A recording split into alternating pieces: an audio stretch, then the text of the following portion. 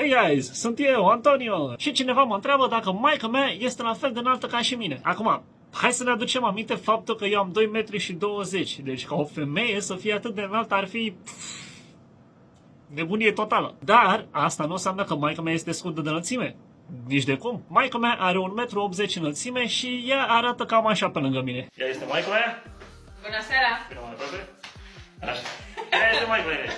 1,80. Era 1,80 2,20 m. Deci nu e înaltă cât mine, dar e destul de înaltă pentru o femeie.